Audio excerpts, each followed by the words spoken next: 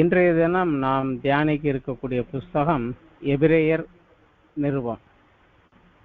இது நமது புதிய ஏற்பாட்டில் உள்ள அனைத்து புஸ்தகங்களிலுமே ஒரு புதிரான புஸ்தகம்.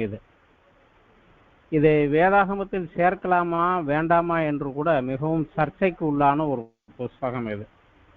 காரணம், இது எபிரேயருக்கு எழுதப்பட்டது என்பதை தவிர இதை எழுதியது யார், எப்பொழுது, எந்த வருடம் எழுதப்பட்டது, எபிரேயருக்கு என்று உள்ளது தவிர எந்த பகுதியில் உள்ள எபிரேயர், எருசலேமிலா, யூதேயாவிலா, ஆசியாவிலா அல்லது ரோமில் உள்ள எபிரேயருக்கா என்ற எந்த குறிப்பும் இதில் இல்லை. கிழக்கத்திய பாரம்பரிய சபைகள், ஈஸ்டர்ன் ஆர்த்தடாக்ஸ் சர்ச்சஸ், இதை பவுல் எபிரேயருக்கு எழுதின நிருபம் என்று பவுலின் நிருபங்களின் வரிசையில் 14வதாக இணைத்து பயன்படுத்தினார்கள். இது பவுல் எழுதினது அப்படிங்கிற மாதிரி வச்சிருந்தாங்க.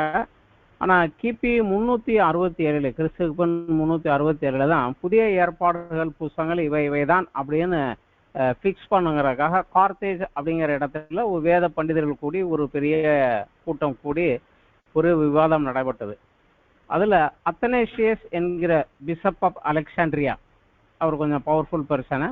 அவர் தான் இப்போது நமது புதிய ஏற்பாட்டில் உள்ள 27 புஸ்தகங்கள் தான் அதிகாரப்பூர்வமான தேவனுடைய வார்த்தைகள் என்று அங்கீகாரம் பண்ணினார். அதுக்கப்புறம் தான் இதை ஃபிக்ஸ் பண்ணாங்க. அப்பொழுது கூட பெரும் விவாதத்துக்குள்ளானது 6 புஸ்தகங்கள், அதில் எபிரேயரும் ஒன்று. இது சேர்க்கலாமா வேண்டாமான்னு. இதே தவிர கிபி 1400 உண்டான சபை மறுமலர்ச்சி யுகத்தில் புரொட்டஸ்டன்ட் சபைகள் உருவான போது கூட புரொட்டஸ்டன்ட் சபைகள் தங்கள் வேதாகமத்தில் இந்த புஸ்தகத்தை சேர்க்கலாமா அப்படின்னு பெரிய விவாதத்திற்கு பின்னால்தான் புரொட்டஸ்டன்ட்கள் பயன்படுத்துகிற வேதாகமத்தில் இது ஒப்புக்கொள்ளப்பட்டது. தவிர புதிய ஏற்பாட்டில் உள்ள புஸ்தகங்கள் பிரதானமாக புற இனத்திலிருந்து கிறிஸ்துவை இரட்சகராக ஏற்றுக்கொண்டவர்களுக்கு எழுதப்பட்டது. எபிரேயத்திலிருந்து யூத மதத்திற்கு, எபிரேயத்தில் உள்ள யூத மதத்திலிருந்து இயேசுவை இரட்சகராக ஏற்றுக்கொண்டவர்களுக்கு எழுதப்பட்டது 2 புஸ்தகம் தான் புதிய ஏற்பாட்டில். ஒன்று மத்தேயு, இன்னொன்று எபிரேயர். இந்த 2 புஸ்தகங்கள் மட்டும்தான் இவர்களுக்கு என்று குறிப்பாக எழுதப்பட்டது. இப்போ இதை எழுதினது யார் அப்படின்னு பார்த்தா, இந்த புஸ்தகம் தேவதூதர்கள், நியாயப்பிரமாணம், ஆசாரியத்துவம் இவைகளின் முழுமையான விளக்கத்தை எடுத்து கூறுவதனால இந்த ஓல்ட் டெஸ்ட்மெண்ட் நன்றாக தெரிந்த ஒருவர் தான் இதை எழுதியிருக்க வேண்டும் அப்படின்னு பார்த்தா, பவுல் கமாலியலின் பாதத்தில் உட்கார்ந்திருந்து நியாயப்பிரமாணங்களை கற்று தேறினவராக இருந்ததுனால அவர் எழுதியிருக்கக்கூடும் என்று சிலர் சொல்லுகிறார்கள். ஆனால் பவுலின் பிற நிருபங்களுக்கும் இந்த எபிரேயர் நிருபத்துக்கும் பெரிய வித்தியாசம் உண்டு. ஏன்னா பவுலினுடைய பேட்டர்ன், அவருடைய முறை எப்போவுமே தேவனாலும் கிறிஸ்துவாலும் அப்போஸ்தலனாக அழைக்கப்பட்ட பவுலாகிய நான் அப்படின்னு எழுதுறது யார் அப்படின்றவாரு. கொரிந்து சபையில் உள்ள விசுவாசிகளுக்கு அல்லது ரோமில் உள்ள விசுவாசிகளுக்கு அப்படின்னு யாருக்கு எழுதுறேங்கிறதை எழுதிட்டு அவர்களுக்கு தேவனுடைய நாமத்தினாலே ஒரு வாழ்த்துக்களை கூறி ஆரம்பிக்கிறார். பவுலினுடைய எல்லா புஸ்தகங்களும் இதே பேட்டர்ன் தான். ஆனால் இந்த எபிரேயரில் அப்படி எதுவுமே கிடையாது. ஸ்ட்ரெயிட்டவேயா பாயிண்ட்டுக்கு தான் போயிடுறாங்க. யாருக்கு எழுதுனா எவங்களுக்கு எழுதுனா எதுவுமே கிடையாது. ஸ்ட்ரெயிட்டவேயா மேட்டர் தான். பூர்வ காலங்களிலே பங்காக பேசினார், இன்று கடைசி காலத்தில் குமாரன் கொண்டு போய் அப்படி ஆரம்பிச்சிருவாங்க. ஸ்ட்ரெயிட் மேட்டருக்கு ஆரம்பிச்சிடறாரு. அதனால இது பவுல் எழுதினதாக இருக்க முடியாது, அவருடைய பேட்டர்னுக்கு இது வித்தியாசமாக இருக்கு அப்படின்னு. தவிர பவுலினுடைய எல்லா நிருபங்களிலுமே முதல்ல ஒரு 3/2 பங்கு, ஃபர்ஸ்ட் 2 பங்கு டாக்டரின், சத்தியம் இருக்கும், இதுதான் சத்தியம் அப்படின்னு. கடைசி 1 பார்ட், 3/1 பார்ட் வந்து சத்தியம் இப்படி இருப்பதனால நம்ம இப்படி நடக்கணுமே, நீங்கள் இப்படி கை கொள்ள வேண்டுமே என்னது ப்ராக்டிக்கல் அதில் இருக்கும். டாக்டரின் 2 பங்கும், ப்ராக்டிக்கல் 1 பங்கும். அப்படிதான் அவருடைய நிருபங்கள் எல்லாமே இருக்கும். ஆனால் இந்த எபிரேயர் நிருபம் அப்படி கிடையாது. ஒரு டாக்டரின், அதுக்குரிய ஒரு ப்ராக்டிக்கல், அடுத்து ஒரு டாக்டரின், அதுக்குரிய ஒரு ப்ராக்டிக்கல், அப்படியே கண்டினியூவாக வந்துக்கிட்டே இருக்கும். ஸோ இந்த பேட்டர்னும் கொஞ்சம் வித்தியாசமானது தான். அதனால் இது அவர் எழுதினதாக இருந்திருக்க முடியாது அப்படின்னு. தவிர எபிரேயர் 2வது அத்தியாயத்துல 3, 4வது வசனத்துல ஒரு வார்த்தை இந்த எபிரேய நிறுவன ஆக்கர் எழுதுகிறார். எபிரேயர் 2வது அத்தியாயத்துல சுவிசேஷத்தை குறித்து எழுதுகிறார். முதலாவது கர்த்தர் மூலமாய் அறிவிக்கப்பட்டு பின்பு அவரிடத்தில் கேட்டவர்களாலே அடையாளங்களினாலும் அற்புதங்களினாலும் பலவித பலத்தை செய்யலாலும் தம்முடைய சித்தத்தினுடைய பகிர்ந்து கொடுத்த பரிசுத்தன வரங்களும் தேவன் தாமே சாட்சி கொடுத்ததுமான இவ்வளவு பெரிய ரட்சிப்பை குறித்து அப்படின்னு. அதாவது முதலாவது கிறிஸ்துவின் மூலமா அறிவிக்கப்பட்டது, பின்பு அவரிடத்தில் கேட்டவர்கள் மூலமாக நமக்கு அறிவிக்கப்பட்டது, பிற அப்போஸ்தலர்கள் மூலமாக நமக்கு இந்த சுவிசேஷம் வந்தது அப்படின்னு எழுதுறாரு. அதுல நமக்குன்னு எழுதுறாரு. ஆனா பவுல் அப்படி கிடையாது. முகமுகமாக இயேசு கிறிஸ்துவை தரிசித்து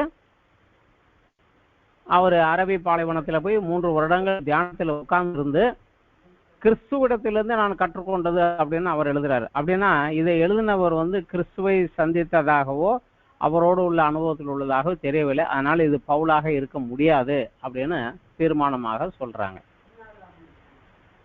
ஆனா இதுல எழுதினது எப்படி யாராக இருக்கலாம் அப்படிங்கிறத பார்த்தா அநேகமா பர்னபாவாக இருக்கலாம் அப்படிங்கிறாங்க. ஏன்னா பர்னபா ஆசாரிய வம்சத்துல பிறந்தவர், எருசலேமில் இருந்தவர், வேதத்தில் வளர்ந்தவர், தேறினவர், பவுலோட சேர்ந்து ஊழியத்தில் இடைபெற்று போனவர். அதனால அவர் எழுதினதாக இருக்கலாம் அப்படிங்கிறாங்க.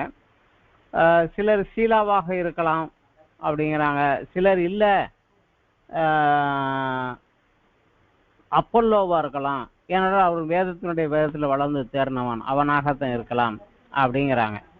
இப்படி ஆளாளுக்கு ஒன்று சொல்லிக்கிட்டே இருக்கிறாங்க.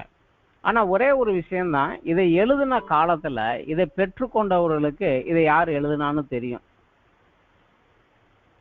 அந்த எழுதி அனுப்பப்பட்ட போது அதை வாங்கினவங்களுக்கு யார் எழுதினாங்கன்னு தெரியும். ஆனா இன்னைக்கு அன்னைக்கு எழுதினவரும் இல்லை, அதை வாங்கினவங்களும் இன்னைக்கு இல்லை. அதனால நமக்கும் இன்னைக்கு இதை யார் எழுதுனாங்க யாருக்கு எழுதுனாங்கிறது நமக்கு ஒரு யூகத்தின் அடிப்படையில தான் போக முடியுமே ஒழிய மற்ற புஸ்தகங்களை போல இவர் தான் இவருக்கு தான் எழுதினாங்கன்னு கரெக்டாக சொல்ல முடியாது. 3வது நூற்றாண்டிலே இந்த புஸ்தகம் சர்ச்சைக்குள்ளான போது ஒரு வேத பண்டிதர் ஒரு காரியத்தை சொன்னார். எபிரேயர் நிருபத்தை யார் எழுதியது என்று கடவுளுக்கு தான் தெரியும். இன்னைக்கு இருக்கிற நம்ம யாருக்கும் தெரியாது. 3rd செஞ்சுரியிலேயே 3வது நூற்றாண்டிலேயே அப்பவே இது யாருக்காக கொடுக்கப்பட்டதுங்கிறது தெரியல. இது கடவுளுக்கு தான் தெரியும், நமக்கு தெரியாதுன்ட்டாரு. ஆனா இது வேதத்தில் இருக்க வேண்டும் அப்படிங்கிறது தேவனுடைய திட்டம். அதனால இன்று வேதத்துக்குள்ள இருக்குது. இப்ப இது எப்பொழுது எழுதப்பட்டது?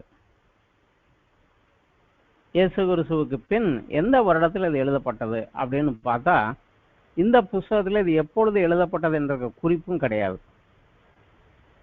தவிர இந்த புஸ்தகத்துல உள்ள முழுவதுமே எபிரேய மதத்திலிருந்து இயேசுவை இரட்சகராக ஏற்றுக்கொண்ட அநேகர் மீண்டுமாக எபிரேய மதத்துக்கு திரும்புவதையும், அவர்களுக்கு எபிரேயத்தில் உள்ள அந்த மதத்தில் உள்ள சடங்காச்சாரங்கள் எல்லாம் நிழல், ஆனா இயேசு கிறிஸ்துவான் நிஜம், எனவே விசுவாசத்தில் நிலைத்திருங்கள் என்று ஆலோசனை கூறிக்கொண்டே வருகிறார்.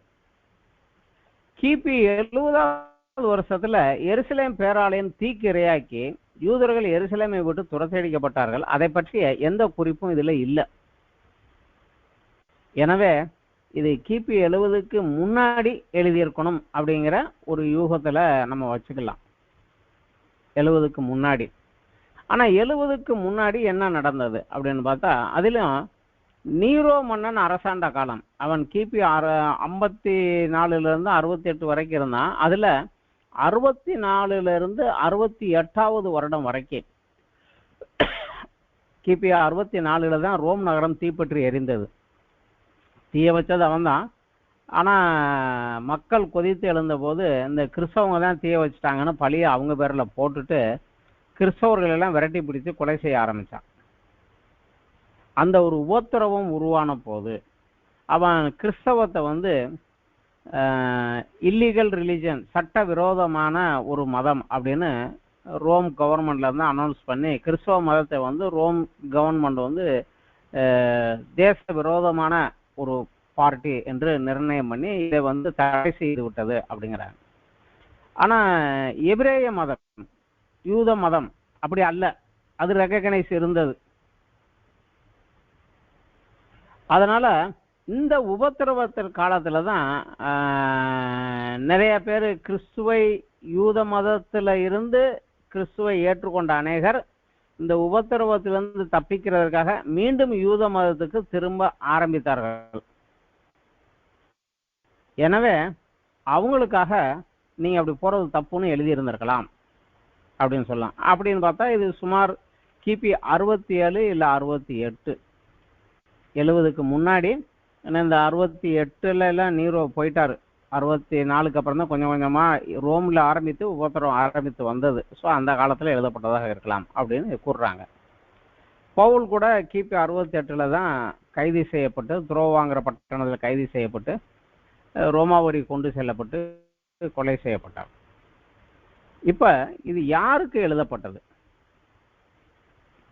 பொதுவாக எபிரேயருக்கு அப்படின்னு தான் இருக்குது. எபிரேயருக்கு எழுதின நிருபம், அவ்வளவுதான் இதுக்கு தலைப்பு இருக்குது ஒழிய இந்த எபிரேயர் அப்படிங்கிறது எங்க உள்ளவங்க அப்படிங்கிறது நமக்கு தெரியல. ஆனா இந்த புஸ்தகத்தினுடைய கடைசி வசனத்துல ஒரு சின்ன குறிப்பு இருக்கு. எபிரேயர் 13ல 24வது வசனத்துல இந்த எழுதியவர் கடைசியாக ஒரு வாழ்த்து சொல்லுகிறார். அந்த வாழ்த்துல என்ன சொல்லுகிறார்னா, உங்களை நடத்துகிறவர்களையும் பரிசுத்தவான்கள் யாவரையும் வாழ்த்துங்கள். இத்தாலியா தேசத்தார் யாவரும் உங்களுக்கு வாழ்த்துதல் சொல்லுகிறார்கள். இத்தாலியில் இருக்கிற எல்லாரும் உங்களுக்கு வாழ்த்துதல் சொல்லுகிறார்கள் அப்படின்னு சொல்றாருன்னா இது இத்தாலியில இருந்து எழுதியிருக்கணும். இத்தாலியினுடைய தலைநகர் தான் அன்னைக்கு இருந்த ரோம். ரோம்னு சொல்லாம இந்த தேசத்துல அப்படின்னு அந்த ஊரை சொல்லாம தேசத்துல இருந்து குறிப்பாக சொல்லலாம். அதனால ரோமாபுரியில உள்ள எபிரேயத்துல வளர்ந்தவங்கள உள்ள ஒரு ஒரு ஊழியக்காரர் அங்க இருந்து எழுதியிருக்கலாம் அப்படின்னு சொல்லி ஒரு யூகம்தான். அதே போல அதுக்கு முந்தின வருஷம் 23ல 13வது 23ல தீமோத்தேயு விடுதலையாக்கப்பட்டான் என்று அறிவீர்களாக. அவன் சீக்கிரமாக வந்தால் அவனோட கூட நான் வந்து உங்களை சந்திப்பேன், அப்படி காண்பேன் அப்படின்னு எழுதுகிறார். அந்த காலகட்டத்துல தீமோத்தேயு பிரதானமாக ஊழியம் செய்த பகுதி எபேசு. நம்ம கடைசியாக 2 தீமோத்தேயுல பார்க்குறோம், பவுல் வந்து தீமோத்தேயு என்னை வந்து சந்திங்கிறார். அப்ப ரோம்ல அவரு சிறையில இருக்கிறார். ஸோ அவரை சந்திக்க சென்ற தீமோத்தேயு அங்க சிறைப்படுத்தப்பட்டு அவர் ரோம சிட்டிசனா இருக்கிறதுனால விடுதலையாக்கப்பட்டு அவர் திருப்பி எபேசுக்கு திரும்பி போயிருந்திருக்கலாம். அப்படி போற போது இவர் அதைத்தான் எழுதுறாரு, அவரும் விடுதலை ஆயிட்டாரு, அதனால நான் அவரோட கூட வந்து உங்களை சந்திப்பேன் அப்படிங்கிறது. ஆனா எபேசு பகுதியில், எபேசு பகுதினா ஆசியா பகுதியில் உள்ள எபேசு, சிமர்னா, பெர்கமு அந்த பகுதியில் உள்ள மிகப்பெரிய கிறிஸ்தவர்கள் வளர்ந்த இடம். அங்கே உள்ள எபிரேயர்களுக்கு என்றால் ரோம்ல இங்க உபத்திரம் ஆரம்பிச்சிருச்சு, கொஞ்சம் கொஞ்சமா அங்க வருது, எல்லாருக்கும் தெரியுது. ஸோ அங்க இருக்கக்கூடிய எபிரேய மதத்திலிருந்து இயேசு கிறிஸ்துவை ஏற்றுக்கொண்ட கிறிஸ்தவர்களுக்காக இதை எழுதியிருக்கலாம் அப்படின்னு யூகிக்கத்தான் முடியும். இவங்களுக்கு தான் கன்ஃபார்மா சொல்ல முடியாது. தவிர இது எதை குறித்து எழுதப்பட்டது, இதுல கொடுக்கப்பட்ட முக்கியமான பாயிண்ட் என்ன, முக்கியமான விசேஷங்கள் என்ன அப்படின்னு பார்த்தா, இப்ப எபிரேய மதத்திலிருந்து கிறிஸ்துவை இரட்சகராக மேசியாவாக ஏற்றுக்கொண்ட யூதர்கள், கிறிஸ்தவர்களாக மாறினவங்க தங்கள் சொந்த ஜனங்களினாலும், ஏன்னா பவுலுடைய நிருபங்கள் எல்லாவற்றிலுமே பார்க்குறோம், அவர் எந்த ஊருக்கு போய் உட்காந்து ஊழியம் செஞ்சாரோ அங்கே உள்ள யூதர்கள் தான் முதல்ல அவருக்கு விரோதமாக எந்திரிக்கிறாங்க. ஸோ அந்த கிறிஸ்தவத்தை முழு மூச்சாக முதல்ல விரோதமாக எதிர்த்தவர்கள் அந்த யூத மதத்தை சேர்ந்த யூதர்கள் தான். ஸோ இந்த யூதர்கள் கிறிஸ்துவை ஏற்றுக்கொண்டால் அவன் சொந்த ஜனங்களினாலே அவனுக்கு பெரிய உபத்திரவம், அது ஒரு பக்கம். ஆனால் அதுக்குள்ள திடமாக நின்னா இன்னைக்கு கவர்மெண்டே இதை இல்லீகல்னு சொல்லி அதுவும் விரோதமாக வருது. ஸோ சொந்த ஜனங்களாலும் உபத்திரவம், கவர்மெண்ட்ல இருந்து கொஞ்சம் பிரச்சனை. இதுல இருந்து தங்களையும் தங்கள் குடும்பத்தையும் காத்துக்கொள்ள வேண்டுமானால் அவர்களுக்கு இருந்த ஒரு சாய்ஸ் புறஜாதியாருக்கு கிடையாது. எபிரேய மதத்துல இருந்து வந்தவங்களுக்கு மட்டும் ஒரு சாய்ஸ், அவங்க பழைய மார்க்கத்துக்கு திரும்பி போயிட்டாங்கன்னா அது வந்து கவர்மெண்டால அக்செப்ட் பண்ணப்பட்ட ஒரு ரிலீஜன். அதனால அவங்க அந்த உபத்திரவத்தையும் தங்களையும் தங்கள் குடும்பத்தையும் தங்கள் பிள்ளை குட்டிகளையும் காப்பாத்திக்கலாம். அதனால அவங்களுக்கு அது ஒரு தப்பிக்கக்கூடிய ஒரு சான்ஸாக இருந்தது. ஆனால் அப்படி அவங்க திரும்பி அந்த யூத மதத்துக்குள்ள வரபோது அந்த சபையிலே ஜெப ஆலயங்களில் இருக்கிறவர்கள் அவர்களே நீங்க ஏற்கனவே இங்கிருந்து விட்டுட்டு நீ அங்க போயிட்ட திரும்பி வர வேண்டும் என்றால் இயேசு கிறிஸ்து மேசியா அல்ல, தேவ தூஷணம் சொன்ன தேவனுக்கு விரோதமாக வாதாடின ஒரு மனிதன் என்பதை நீ முழு அறிக்கையிட வேண்டும். சபையில அனைவருக்கு முன்னாடி அறிக்கையிட்டு நீ அவரை பத்தி பேசுறத மட்டும் பழைய வழிபாடு முறைகளுக்குள்ளாக நீ தீவிரமாக வர வேண்டும் என்று சொன்னாங்க. ஸோ அவங்களுக்கு அங்கே இயேசுவை மறுதளித்து விட்டு உள்ளே வருவது கடினம். ஆனால் தான் பிள்ளைங்க, பொண்டாட்டி பிள்ளைங்க, குடும்பம், வெளியே போனால் அங்கிட்டும் பிரச்சனை இங்கிட்டும் பிரச்சனை, இதுக்குள்ளே இப்படி வந்துடலாமா அப்படின்னு குழப்பத்துக்குள்ளே இருந்து கொண்டு இருந்தாங்க. இந்த மாதிரி ஆளுங்களுக்கு இவர் எழுதுகிறாரு, எபிரேய மதத்திலே நீங்கள் சொல்லக்கூடிய தேவ தூதர்கள் மோசே தான் நியாயப்பிரமாணத்தை கொடுத்தவர். மிகப்பெரிய மனிதன் மோசே தான். மோசே முதல் பிரதான ஆசாரியன் ஆரோனுடைய பிள்ளைங்க தான் பிரதான ஆசாரியர்களாக இருக்கிறாங்க. இன்னொன்று அவர்களுடைய மிக சிறந்தது தேவன் மூலமாக அவர்களுக்கு கொடுக்கப்பட்ட கட்டளைகள் நியாயப்பிரமாணம். இவைகள் எல்லாவற்றையும் விட சிறந்த காரியத்தை கிறிஸ்துவிடத்திலே பெற்ற நீங்கள் பழைய மதத்திற்கே நீங்கள் திரும்பினீர்கள் என்றால் உங்கள் ரட்சிப்பை இழந்து போக நேரிடும். அது தேவனுடைய கோபத்துக்குள்ளாக உங்களை வழிநடத்தும் அப்படிங்கிறத இதுல விளக்கமாக எழுதுறாரு. இந்த புத்தகத்தில் எழுதினுடைய மூல காரணம் அதுதான். நீங்க பெஸ்ட்டுக்கு மேல வந்துட்டீங்க, இதுல இருந்து பழையபடி பழசுக்கு எப்படி நீங்க திரும்புறீங்க அப்படின்னு கேட்கிறாரு. இதுல விசேஷமாக அவர் எழுதுகிறது 10வது அத்தியாயத்துல 26, 27 வசனங்கள்ல, சத்தியத்தை அறியும் அறிவை அடைந்த பின்பு நாம் மனப்பூர்வமாக பாவம் செய்கிறவர்களாய் இருந்தால் பாவங்களின் நிமித்தம் செலுத்தத்தக்க வேறொரு பலி இனி வராமல் நியாய தீர்ப்பு வரும் என்று பயத்தோடு எதிர்பார்க்குதலும் விரோதிகளை பட்சிக்கும் கோபாக்கினியுமே இருக்கும் அப்படிங்கிறார். நீங்க சத்தியத்தை அறிகிற அடைவை அடைஞ்ச மனப்பூர்வமா வந்துட்டீங்க. இப்ப மனப்பூர்வமாக திருப்பி இயேசு அல்ல அப்படின்னு அவரை மறுதளிச்சுட்டு நீங்க போனீங்கள் என்றால் உங்களுக்கு ரட்சிப்பை, கிறிஸ்துவின் மூலமாக பெற்ற ரட்சிப்பை நீங்க இழந்து போயிருவீங்க அப்படிங்கிறார். அது மாத்திரமல்ல, 12வது அத்தியாயத்துல அவர் அடுத்த ஒரு காரியத்தையும் சொல்லுகிறார். 15, 16வது வசனத்துல,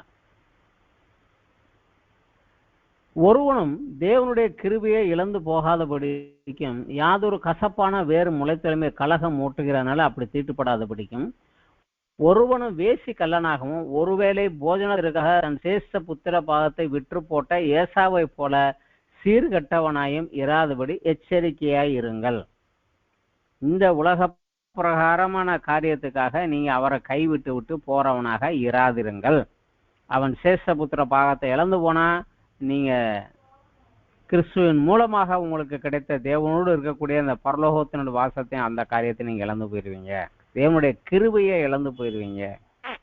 எனவே நீங்க என்ன செய்யுங்க, கிறிஸ்துவின் மேலுள்ள விசுவாசத்தை உறுதியாக பற்றி கொண்டு உபத்திரவத்தை சகித்து விசுவாசத்தை துவக்குகிறவரும் முடிக்கிறவருமான இயேசு கிறிஸ்துவை நோக்கி பொறுமையோடு ஓட கடவோம் என்று உற்சாகப்படுத்தி ஆலோசனை கூறி இதை எழுதியிருக்கிறார்.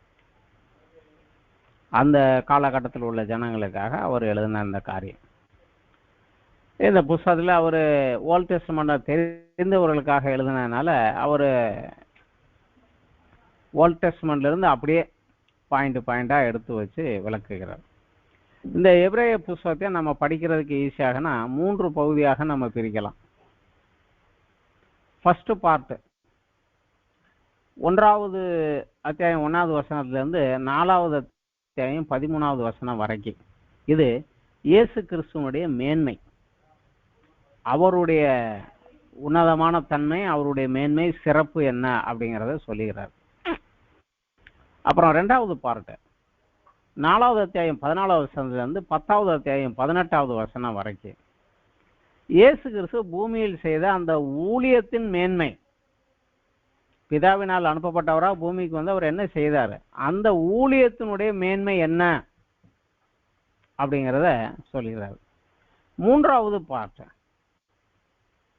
அவரை விசுவாசித்து விசுவாசத்தில் நடக்கக்கூடிய கிறிஸ்தவனுடைய மேன்மை என்ன அப்படிங்கிறத கடைசியாக 10வது அத்தியாயம் 19 13வது அத்தியாயம் கடைசி வசனம் வரைக்கும் இந்த காரியங்களை எழுதுகிறார். முதலில் கிறிஸ்துவனுடைய மேன்மை, கிறிஸ்து செய்த ஊழியத்தினுடைய மேன்மை, மூன்றாவதாக அந்த கிறிஸ்துவை விசுவாசித்து விசுவாசத்தில் நடக்கின்ற ஒரு கிறிஸ்தவனுடைய மேன்மை என்ன, இந்த 3 காரியங்களையும் அவர் எழுதி வைத்து முடிக்கிறார்.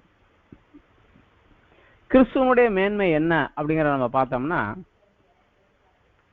ஃபர்ஸ்ட் பார்ட்ல 1வது அத்தியாயம் 1-3 வசனம் வரைக்கும் அவர் சொல்லுகிறாரு, பழைய ஏற்பாட்டில் உள்ள எந்த தீர்க்கதரிசியை காட்டிலும் இயேசு கிறிஸ்து உயர்ந்தவர், சிறந்தவர். ஏனென்றால் பங்கு பங்காகவும் வகை வகையாகவும் தீர்க்கதரிசிகள் மூலமாக அங்க கொஞ்சம் இங்கே கொஞ்சம் இங்கே கொஞ்சம் என்று தேவன் அவருடைய வார்த்தைகளை கொடுத்தார். ஆனால் இந்த கடைசி நாட்களிலோ குமாரன் மூலமாக நமக்கு திருவுளம் பற்றினார். அவருடைய குமாரன் மூலமாக கம்ப்ளீட்டா கிளியராக எல்லாத்தையும் சொல்லி முடிச்சிட்டார்.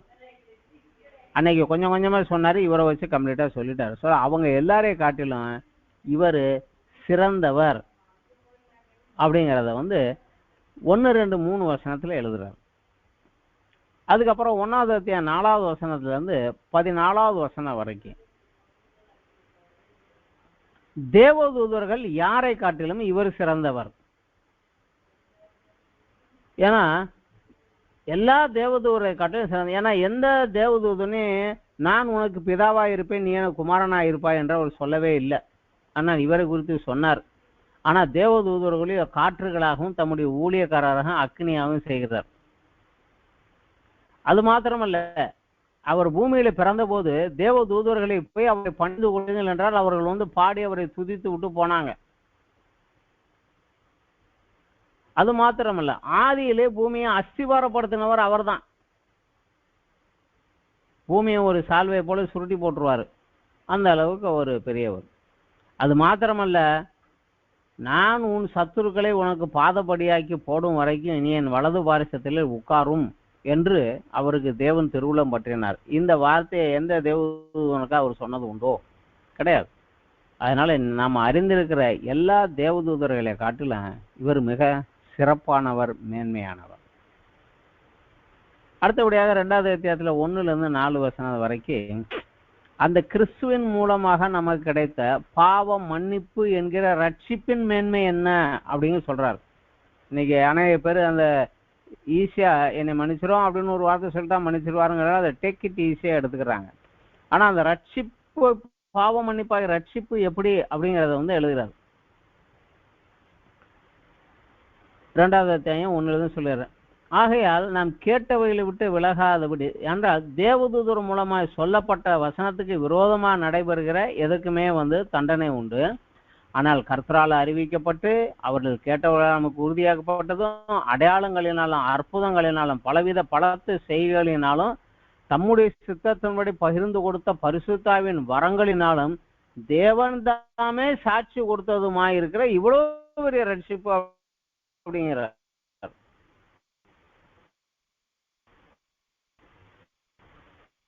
அந்த ரட்சிப்புக்கு பின்னாடி எவ்வளவு பெரிய காரியங்கள்லாம் இருக்குது. அதை நீ அவ்வளவு அலட்சியமா பண்ணாத, அவ்வளவு பெரிய ரட்சிப்பு அவர் மூலமாக உனக்கு கிடைத்தது அப்படின்னு. ஆனா அந்த ரட்சிப்பை உனக்கு கொடுக்கறதற்காக கிறிஸ்து தன்னை எவ்வளவாக தாழ்த்தினார். அவர் தன்னை தாழ்த்தினதுனால மேன்மையாக உயர்த்தப்பட்டார். அவருடைய தாழ்மையின் மேன்மை என்ன? யாராலும் அவ்வளவு தூரம் தாழ்த்த முடியாது. அவ்வளவு தூரத்துக்கு அவர் தன்னை தாழ்த்தினார். தேவன் அவரை தேவ தூதர்களையும் சற்று சிறியவர் ஆக்கினார். ஆனா மனிதர்கள் மாம்சத்தை உடையவர்களாக இருக்கனால அவரும் மாம்சத்தை ரத்தத்தை உடையவராக மரணத்தை ஜெயித்தார். அதனால தேவனும் அவரை உன்னதத்திற்கு உயர்த்தினார். அவர் அவ்வளவாக தன்னை தாழ்த்தினார், நாம் ஆசீர்வதிக்கப்பட வேண்டும் என்று. அதை 2வது அத்தியாயம் 5-18 வரைக்கும் அந்த அத்தியாயம் முடிய சொல்லுகிறார். அவருடைய தாழ்மையை குறித்து சொல்லுகிறார். அப்புறம் 3வது அத்தியாயம் 1-6 வரைக்கும் பழைய ஏற்பாட்டு காலத்துல எல்லாருக்குமே மிகப்பெரியவர் மோசேதான். மோசேதான் தேவனோடு முகமுகமா பேசினார். மோசேதான் தேவனிடத்துல நியாயப்பிரமாணத்தை எடுத்து கொடுத்தார். மோசே தான் ஆராதனையில கொண்டு வந்தார், மோசே தான் எகிப்திலிருந்து விடுதலையாகி கொண்டு வந்தார். ஆனா இங்க மோசையை காட்டிலும் இவர் பெரியவர். ஏன்னா மோசே தேவனுடைய வீட்டில் ஒரு வேலைக்காரனா தான் இருந்தாரு. ஆனா இவர் தேவனுடைய குமாரனாக அந்த வீட்டுக்கு அதிகாரம் உடையவராக இருக்கிறார். மோசையை காட்டிலும் இவர் சிறந்தவர். மோசே சொன்னதை கேட்கணும்னு நீ கேட்கறத காட்டிலும் இயேசு கிறிஸ்து சொன்னதை கேட்கணும்னு கேட்கறது பெஸ்ட். ஏன்னா இவர் அதை விட பெரியவர் அப்படிங்கிறத காரியத்தை அந்த 3வது அத்தியாயம் 1லேருந்து 6 வசனம் வரைக்கும் எழுதுகிறார். அப்புறம் 3வது அத்தியாயம் 7லேருந்து 19 வரைக்கும் கிறிஸ்துவுக்கு கீழ்ப்படியாததினாலே வரக்கூடிய ஆபத்தை குறித்து எச்சரிக்கிறார். கிறிஸ்துவை குறித்து அறிஞ்சுக்கிட்டீங்க, கிறிஸ்து என்ன சொன்னாருங்கிறதெல்லாம் தெரியும். ஆனாலும் அதை நீங்க கை கொள்ளாம கீழ்ப்படியாம அதை போனீங்கன்னா தேவனுடைய இந்த இவ்வளவு பெரிய ரட்சிப்பை நீங்க அலட்சியம் பண்ணீங்கன்னா உங்களுக்கு என்ன கிடைக்கும், என்ன தண்டனை வரும் அப்படிங்கறது குறித்து அவர் அதனால வரக்கூடிய ஆபத்தை குறித்து எச்சரிப்பாக சொல்லுகிறார். அப்புறம் 4வது அத்தியாயம் 1லேருந்து 4வது அத்தியாயம் 13 வரைக்கும் தேவன் வாக்கு பண்ணின அந்த மேன்மையான இளைப்பாறுதல் இல்லை என்றால் நமக்கும் நம்பிக்கை என்னன்னா இயேசு கிறிஸ்து வருவார், நான் அவரோடு கூட பரலோகத்தில் சென்று அவருடைய வலது பார்சத்தில் நின்று கொண்டு 1000 வருடங்களை ஒரு பூமியை அரசாளுகிற போது அவரோடு கூட அரசாளுகிற பணியிலே நானும் இருப்பேன். இதுதான் நம்ம நம்பிக்கை. இந்த நம்பிக்கையை தான் நம்ம விசுவாசிக்கிறோம். அந்த விசுவாசத்தை ஆதாரத்தில் என் கிரியைகள் என் வாழ்க்கை நடைபெறும். அந்த மகா மேன்மையான இளைப்பாறுதல் என்ன, அதனுடைய பெரிய மேன்மை என்ன அப்படிங்கிறத சொல்லி அதுக்குள்ள நீங்க பிரவேசிக்க முயற்சி பண்ணுங்க, விட்டுறாதீங்க அப்படின்னு ஒரு சவால் கொடுத்துட்டு சவாலோட ஒரு ஆலோசனையையும் நமக்கு அதுல எழுதுகிறார். 4வது அத்தியாயம் 13 வரைக்கும் அதை எழுதுகிறார். அதுக்கப்புறம் பார்ட் 2வது பகுதி, இது கிறிஸ்துவனுடைய மேன்மை, அவர் மூலமாக கிடைத்த அந்த ரட்சிப்பின் மேன்மை, அந்த அவர் மூலமாக மட்டும் கிடைக்கக்கூடிய ஆசீர்வாதத்தினுடைய மேன்மை என்ன, இப்ப அவருடைய ஊழியத்தின் மேன்மை என்ன, கிறிஸ்து பூமியிலே செய்த ஊழியத்தினுடைய மேன்மைகள் என்ன அப்படிங்கறத எழுதுறார். இது 4வது அத்தியாயம் 14வது வசனத்திலிருந்து 16வது வசனம் வரைக்கும் கிறிஸ்துவின் பிரதான ஆசாரிய ஊழியத்தினுடைய மேன்மை என்ன அப்படிங்கிறார். நம்முடைய பலவீனங்களை குறித்து பரிதபிக்க கூடாத பிரதான ஆசாரியராய் இராமல் எவ்விதத்தில் நம்மை போல சோதிக்கப்பட்டும் பாவம் இல்லாதவராய் இருக்கிற பிரதான ஆசாரியாய் இருக்கிறார். எனவே நாம் இரக்கத்தை பெறத்தக்கதாக ஏற்ற சமயத்திலே சகாயம் செய்யும் கிருபையை அடைய தைரியமாக கிருபாசன தண்டை கிட்டி சேருவோம். என்றால் பழைய ஆளுங்க எல்லாருமே மனிதர்களாக இருந்தனால மனிதர்களுடைய பலவீனங்களும் மனிதர்களுடைய சுபாவங்களும் அவங்களுக்குள்ள இருந்தது. ஆனா இவர் தேவன், 100க்கு 100 தேவன், 100க்கு 100 மனிதனாக வந்தார். அதனால மனிதனுடைய பலவீனங்களும் பலகீனங்களும் அறிந்து அவன் மேல இரக்கம் உள்ளவராக மன உருக்கம் உள்ளவராக இருக்கிறதுனால நமக்கு இன்னைக்கு இருக்கக்கூடிய பிரதான ஆசாரியர் மிக சிறந்த பிரதான ஆசாரியர். அப்படின்னா அவருடைய பிரதான ஆசாரிய ஊழியத்தினுடைய மேன்மை இன்றைக்கு அதைத்தான் இயேசு கிறிஸ்து பண்ணி கொண்டே இருக்கிறார். அந்த ஊழியத்தின் மேன்மை என்ன அப்படிங்கிறார். அப்புறம் 5வது அத்தியாயம் 1லேருந்து 4 வரைக்கும் ஆரோனுடைய பிரதான ஆசாரிய ஊழியம் எப்படி இருந்தது. ஆரோன் மனிதனால அழைக்கப்பட்டான், தேவ காரியங்களுக்குரிய காணிக்கையிலும் பலியும் செலுத்தும்படி மனிதனுக்கும் தேவ காரியங்களுக்கு நியமிக்கப்பட்டான். ஆனா அவனும் பலவீனமா இருக்கிறதுனால அறியாதவர்களுக்கும் நெறி தப்பி போனவர்களுக்கும் இறங்க தக்கவனாக இருக்கிறான். அதனால அவன் ஜனங்களுடைய பாவத்துக்கு பலியிடுகிறது போலவே அவனுடைய பாவத்துக்காகவும் அவன் பலிகளை செலுத்த வேண்டியவனாக இருக்கிறான். பிறருடைய பாவத்துக்காக பரிந்து பேச தேவ சமூகத்துல போனாலும் கூட அவன் செய்த தவறுக்காகவும் தேவ சமூகத்துல பலி செலுத்தி என்னை மன்னியும் என்று வன்றாடக்கூடிய அளவுல தான் அவனும் இருக்கிறான். ஆரோனுடைய ஆசாரியத்துவ ஊழியத்தினுடைய தன்மை என்ன அப்படிங்கிறார். ஆனா இதை விட சிறப்பான ஒரு ஆசாரியன் இருந்தாரு அப்படிங்கிறார். அது யாரு அப்படின்னா மெல்கிசேதேக்கு என்கிற ஒரு ஆசாரியன் இருந்தான். அவனுடைய ஊழியத்தினுடைய மேன்மை என்ன, அவன் ஜனங்களை ஆசீர்வதித்தான். இன்னைக்கு சொல்லக்கூடிய இந்த ஆரோன் கூட யாக்கோபின் வம்சத்துல வந்தவன் தான். அந்த யாக்கோப்பு ஆபிரகாம் வம்சத்துல வந்தவன் தான். அந்த ஆபிரகாம் இவனுக்கு தன் கையில் இருக்கிறதெல்லாம் 10 தசமபாகம் கொடுத்தான். அப்படிங்கிற போது உன் மிகப்பெரிய முன்னோர் கையிலேயே பாராட்டப்பட்ட ஒருவன். ஸோ அவனுடைய ஊழியம் அவ்வளவு சிறப்பான ஒரு ஊழியம் அப்படிங்கிறார். அதை சொல்லிட்டு அடுத்த காரியத்துக்கு வராரு. இதெல்லாம் குறித்து நீங்க பேசணும்னா நிறைய பேசலாம். ஆனா காலத்தை பார்த்தா நீங்க போதகரா இருக்கணும். ஆனா உங்களுக்கு தேவனுடைய வார்த்தையின் மூல வசனத்தை உபதேசி. ஏன்னா நீங்கள் பலமான ஆகாரத்தை இல்லை, பாலை உண்ணத்தக்கவர்களா பால் குடிக்கிற பிள்ளையாவே இருக்கிறீங்களே ஒழிய இட்லி, தோசை, சாம்பார், சட்னி, சப்பாத்தி, ரைஸு, பிரியாணி சாப்பிடக்கூடிய அளவுக்கு ஒரு ஆரோக்கியமான பலமான வாழா நீங்க வளரல. காரணம் வேத தியானம் இல்லை. அந்த வளர்ச்சி எதனால வருகிறோம்னா நீதியின் வசனத்திலே பழக்கம் இல்லாதவன்.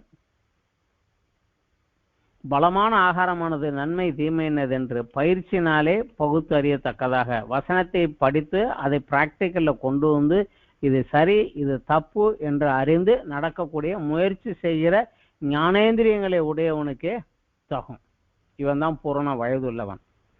அதனால உங்களுக்கு ஆழமான சத்தியங்களை சொன்னா உங்களுக்கு புரியாது. உங்களுக்கு தேவையெல்லாம் கிறிஸ்துகிட்டவா ஆசீர்வதிப்பார்.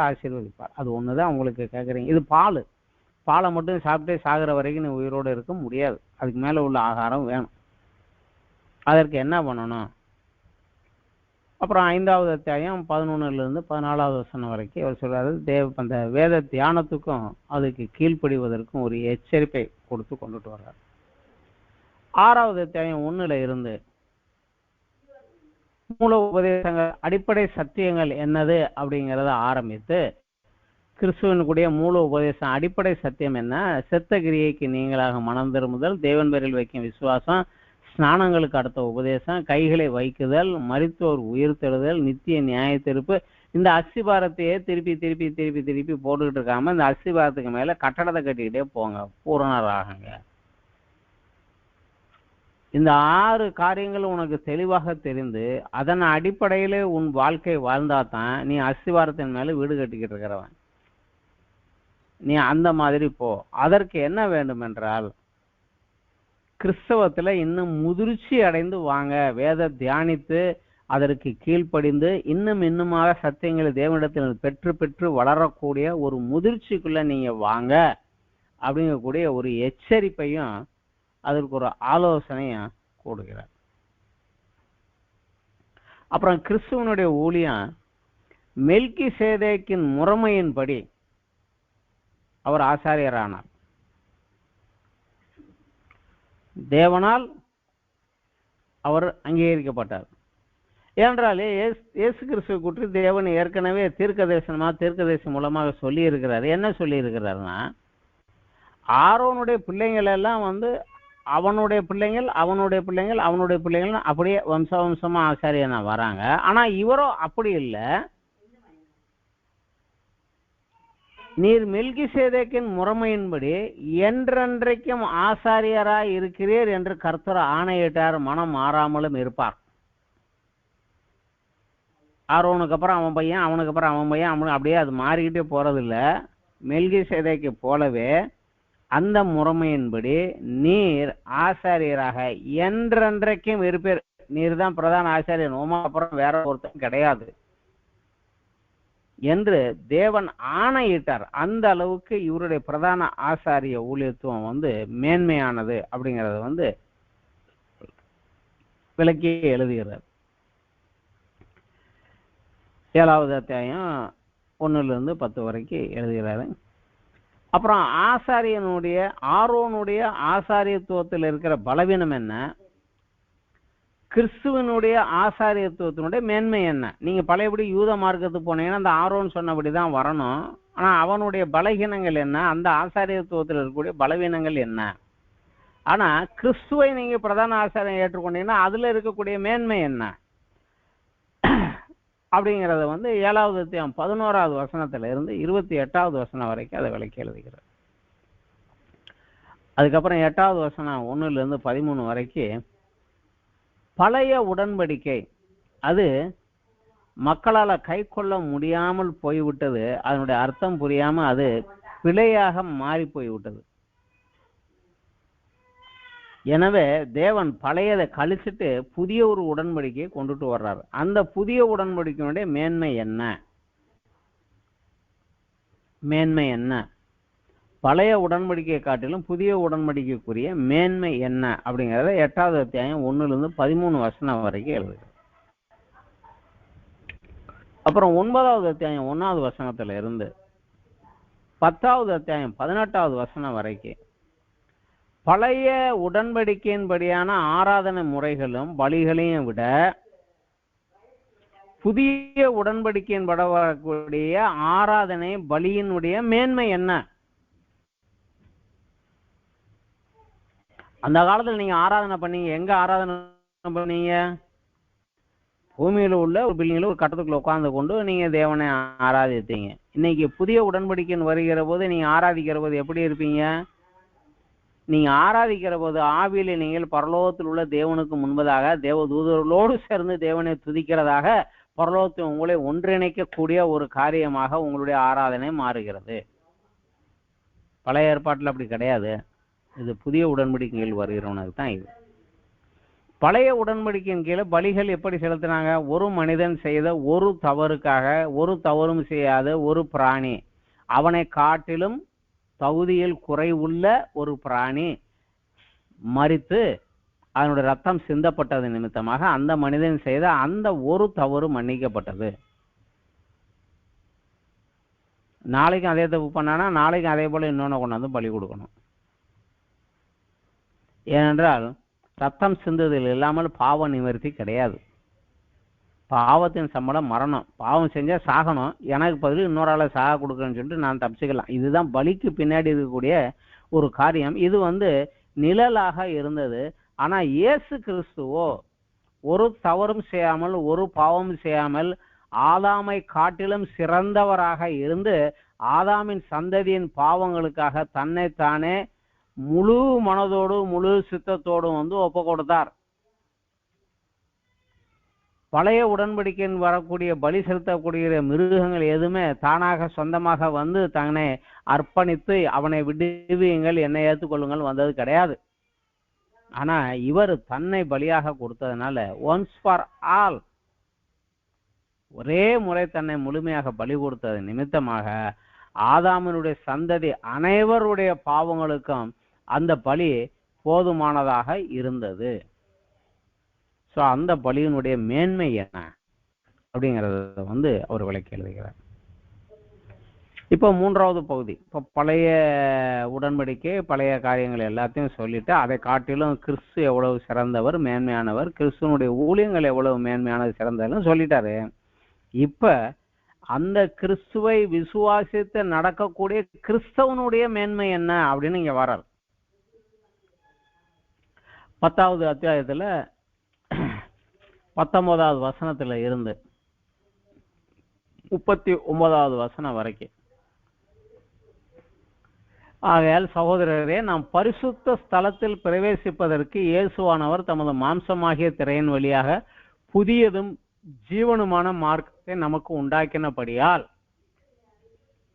நம்ம அதுக்குள்ள தைரியமா போகலாம் அப்படின்னு சொல்லிட்டு 19-39வது வசனம் வரைக்கும் அந்த விசுவாசத்தின்படி நடக்கக்கூடியவன் அவர் ஊழியத்தின் மேன்மையின் மேலே விசுவாசம் வைத்து அவரை விசுவாசிப்பதினாலே நான் செல்லக்கூடிய மேன்மை என்ன அப்படிங்கிறத விளக்கி சொல்லிட்டு அப்படி விசுவாசத்தில் நடப்பதற்கு நான் என்ன செய்ய வேண்டும் என்கிற ஒரு ஆலோசனையும் இங்க சொல்லிவிட்டு நீ பின்வாங்கி போனால் உனக்கு ரொம்ப மோசமான பின் விளைவு நேரிடும் என்கிற ஒரு எச்சரிக்கையும் இங்கே கொடுத்துட்றாரு.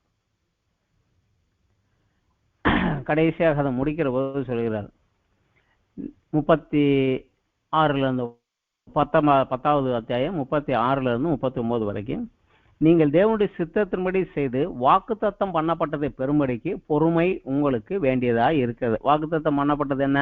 நான் வருவேன், உங்களை பிதாவோடு நான் உங்களை அழைத்து செல்வேன். அதான் வருகிறவர் இன்னும் கொஞ்ச காலத்தில் வருவார், தாமதம் பண்ணார், விசுவாசத்தினாலே நீதிமான் பிழைப்பான், பின்வாங்கி போனானால் அவன் மேல் என் ஆத்துமா பிரியமா இராது என்கிறார். நாமளோ கெட்டு போக பின்வாங்குகிறவர்களாய் இராமல் ஆத்துமா ஈடேற விசுவாசிக்கிறவர்களாய் இருக்கிறோம். ஒரு எச்சரிக்கையும் அங்க கொடுத்துடுறார். பூமிக்குரிய காரியங்கள் அல்ல, பரலோகத்தில் உங்களுக்கு நிலையானதும் மேன்மையுமான சுதந்திரம் உங்களுக்கு உண்டு. அந்த நம்பிக்கையில நீங்கள் பூமிக்குரிய காரியங்களை இழப்பதற்காகவும் பூமியில் உள்ள உபத்திரங்களை சகிப்பதற்காகவும் நீங்க. அதற்கப்புறம் நமக்கு எல்லாருக்கும் தெரிந்த ஒரு அத்தியாயம் தான் 11வது அத்தியாயம், எபிரேயர் 11வது அத்தியாயம். விசுவாசம் என்றால் என்ன, அதற்குரிய விளக்கம். அந்த விசுவாசத்தில் முன் நடந்தவர்கள் யார்? நமக்கு முந்தி நிறைய பேர் இந்த விசுவாசத்தினால தேவன் வாக்கு பண்ணினதை கேட்டு அதை இன்னும் கைக்கு வரல, ஆனாலும் அவர் வாக்கு பண்ணின நிறைவேற்ற வல்லவர் என்று முன்னாடி சென்றாங்க. அப்படி விசுவாசத்தினால முன்னாடி செய்தவர்கள், அவர்கள் வாழ்க்கையில அவர்கள் செய்த சாதனைகள் என்ன அப்படிங்கிறத ஒரு விசுவாச வீரர்கள் பட்டியலுக்கு நிறைய கொடுக்குறார். ஒவ்வொரு ஆளுங்களா கொடுத்துட்டு கடைசியா வருகிறது அவர் ஜெயங்கொண்டவர்கள் மாத்திரமல்ல,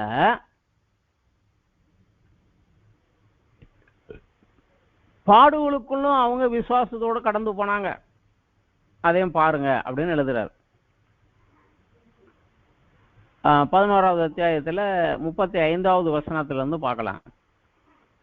விசுவாசத்தினால அவர்கள் ராஜ்யங்களை ஜெயித்தார்கள், நீதியை நடப்பித்தார்கள், வாக்குத்தத்தங்களை பெற்றார்கள், சிங்கங்களின் வாய்களை அடைத்தார்கள், தானியேல் அக்கினின் உக்கிரவத்தை அவித்தார்கள், சாத்ராக் மேசாக் ஆபத்நேகோ பட்டய கருக்குக்கு தப்பினார்கள், பலவீனத்தில் பலன் கொண்டார்கள், யுத்தத்தில் வல்லவர்கள் ஆனார்கள், அந்நியருடைய சேனையை முறியடித்தார்கள், ஸ்திரீகள் சாக கொடுத்த தங்களுடையவர்களை உயிரோடு எழுந்திருக்க பெற்றார்கள். எல்லாம் பிளஸ். ஆனா வேறு சிலர் மேன்மையான உயிர்த்தெழுதலை அடையும்படி விடுதலை பெற சம்மதியாமல் வாதிக்கப்பட்டார்கள். நான் கிறிஸ்துவ மறுதளிக்கிறேன்னு சொன்னா விடுதலை வீட்டுக்கு போகலாம், நான் அந்த மேன்மையான உயிர்த்தெழுதல போகணும், அதனால நான் கிறிஸ்துவை மறுதளிக்க மாட்டேன் என்று சிறை வாதனைக்குள்ள போனாங்க. வேறு சிலர் நிந்தைகளையும் அடிகளையும் கட்டுகளையும் காவலையும் அனுபவித்தார்கள், கல்லெறி உண்டார்கள், வாளால் அறுப்புண்டார்கள், பரீட்சை பார்க்கப்பட்டவர்கள், பட்டயத்தினாலே வெட்டப்பட்டு மரித்தார்கள். இவர்களெல்லாம் விசுவாசத்தினாலே அந்த மேன்மையான உயிர்த்தெழுதலை நான் அடைய வேண்டும், அதற்காக நான் கிறிஸ்துவை மறுதளிக்க மாட்டேன் என்று விசுவாசனால் சொன்னார். காரணம், இந்த உலகம் அவங்களுக்கு பாத்திரமாக இருக்கவில்லை என்று சொல்லி அந்த விசுவாச வீரர்கள் பட்டியலில் ஒரு லிஸ்ட் கொடுத்து கடைசியாக ஒரு எச்சரிக்கையும் கொடுக்குறாரு. விசுவாசத்தெல்லாம் இதுக்குள்ளேயும் நீங்க கடந்து போக வேண்டியிருக்கும். அதனால இயேசு கிறிஸ்து சொன்னார், உலகத்தில் உங்களுக்கு அநேக உபத்திரவங்கள் உண்டு, ஆனாலும் தொடர்ந்து கொள்ளுங்கள், நான் உபத்திரவத்தை ஜெயித்தேன், நான் உன் கூட இருக்கிறேன். அதுக்குள்ள நடந்து போறதுக்கும் உனக்கு தேவையான பலனும் வலிமையும் அந்த நேரத்துக்கு தேவையான ஞானத்தையும் வழிமடுத்த நான் தருவேன் என்று அவர் சொல்லிடுறார். இதெல்லாம் சொல்லிட்டு 12வது அத்தியாயத்துல 1லிருந்து 4 வரைக்கும் நம்ம மட்டும் இப்படி இல்லை, இயேசு கிறிஸ்து கூட பாடுகள் உபத்திரவங்கள் வழியாகத்தானே சென்றார் அவரு. காரணம் என்ன, காரணம் என்ன அப்படிங்கிறது 12வது அத்தியாயம் 2வது வசனம் சொல்றாரு. 1லிருந்து 4 வரை கிறிஸ்துவ குறித்து சொல்லுகிறாரு. 2வது வசனம் சொல்லுகிறாரு, அவர் தமக்கு முன் வைத்திருந்த சந்தோஷத்தின் பொருட்டு அவமானத்தை எண்ணாமல் சிலுவையை சகித்து தேவனுடைய சிங்காசனத்தின் வலது பார்த்து. அவருக்கு தெரியும், நான் எனக்கு சீட்டு அங்க இருக்குது, ஆனா போற வழி இதுதான்னு தெரியும். அதனால அதை அடைவதற்காக இந்த அவமானத்தை நிந்தையும் சகித்து சிலுவையிலே தன்னை ஒப்பு கொடுத்து மரணத்திற்குள்ளாக போய் என்னாரு. ஆகையால் நீங்களும் இளைப்புள்ளவர்களாக உங்கள் ஆத்துமாக்களில் சோர்ந்து போகாதபடி தமக்கு விரோதமாக பாவிகளால் செய்யப்பட்ட இவ்விதமான விபரீதத்தை சகித்த அவரையே நினைத்து கொள்ளுங்கள். பாவத்துக்கு விரோதமாக போராடுகிறது ரத்தம் சிந்தப்படத்தக்கதாக நீங்கள் இன்னும் எதிர்த்து நிக்கல. உங்களுக்கு சொன்னவர் மாத்திரமல்ல, உங்களை அழைத்தவரும் அந்த பாதையில தான் போனார், அவரையும் கொஞ்சம் நினைச்சு பார்த்துக்கோங்க அப்படின்னு சொல்லிட்டு 12வது அத்தியாயம் 5வது வசனத்திலிருந்து 29வது வசனம் வரைக்கும் சிட்சையை சகித்து நமக்கு வரக்கூடிய எந்த பாடுகளாக இருந்தாலும் சரி, உபத்திரவங்களாக இருந்தாலும் சரி, அதுக்கு பின்னாடி ஒரு காரியம் மொத்தம் நம்ம மனசுல இருக்கணும். தேவனுக்கு தெரியாமலோ தேவனை மீறியோ எதுவும் நம்ம வாழ்க்கையில வர முடியாது. அப்படி எது வந்தாலும் தேவனை சார்ந்து உம்முடைய சித்தம் என் வாழ்வில் ஆக கடவுது அப்படின்னு அவர் சித்தத்துக்கு ஒப்பு கொடுத்து நம்ம முன்னாடி போற போதுதான் நமக்கு விரோதமாக செயல்படுகிற செயல்களே நாம் சகித்து எழுந்தவர்களாக நம்ம மேல வர முடியும். அதனால இந்த சிக்ஷையை சகித்து முன் செல்ல ஆலோசனையும், அதுல தவறி போனேன்னா உனக்கு வரக்கூடிய பலி என்ன அப்படிங்கக்கூடிய எச்சரிப்பையும் இதுல 12:5 29 வசனம் வரைக்கும் அவர் எழுதுகிறார்.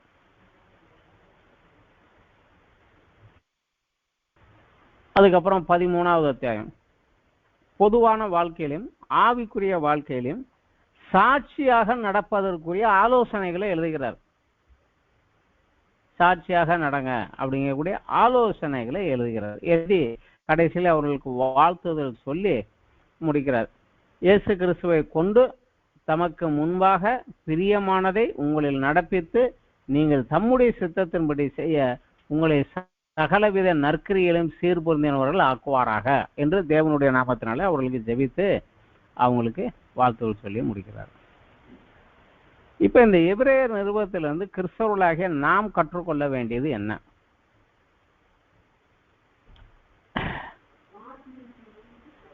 பழைய ஏற்பாட்டுல முன்னாடி என்ன நடந்தது அப்படின்னு தெரியணும். பழைய ஏற்பாட்டினுடைய காரியங்களே ஆதியாகமம் 1-11 உலகத்தினுடைய வரலாறுல முடிஞ்சு போயிருச்சு. 12வது அத்தியாயத்துல இருந்து எபிரேயர் என்கிற ஒரு தேசம் எப்படி உருவானது, யார் மூலம் உருவானது, அந்த ஒரு மனிதன் யார், ஆபிரகாம் ஆரம்பித்து ஆபிரகாமுக்கு கிடைத்த ஒரு வாக்குத்தத்தம், உன் சந்ததியினால பூமியில் உள்ள எல்லாரும் ஆசீர்வதிக்கப்படுவார்கள். அது யாரு அந்த ஆளு, அந்த ஆளுனுடைய வரலாறு எங்கே இருந்து வந்தது, அதை தெரிவதற்காக அந்த இஸ்ரவேல் தேசம் எபிரேயர்களுடைய வழி நடத்தல் எல்லாம் கொடுக்கப்பட்டு அதுல தேவனுக்கு பிரியமான ஒரு மனிதன் வந்தபோது ஆண்டவர் சொன்னார், உன் வம்சத்துல ஒருவன் வந்து ராஜாதி ராஜாவாக ஆளுவான், அவன் ராஜாசனம் என்றென்றும் நிலைத்து நிற்கும் அப்படின்னு ஒரு வாக்கும் கொடுத்தார். ஸோ இந்த வாக்குகள் கொடுக்கப்பட்டதுக்கு இடையில நடந்த காரியங்கள் என்ன என்பது தெளிவுபடுத்துவதுதான் பழைய ஏற்பாடு முழுவதுமே. அப்ப இருந்த ஜனங்களுக்கு விசுவாசங்களுக்காக தேவன் சில ஆலோசனைகளையும் வழிமுறைகளையும் கொடுத்தாரு. அதை அவங்க புரிஞ்சுக்காமலே குழப்பி அதனால தேவனே வந்து அவர்கள் செய்ய வேண்டிய எல்லாவற்றையும் செய்து முடித்து இலவசமாக ரட்சிப்பை நமக்கு கொடுத்தார். நம்ம இப்ப புதிய உடன்படிக்கையின்படி கிறிஸ்துவின் பிரமாணத்துக்கு கீழாக இருக்கிறோம்.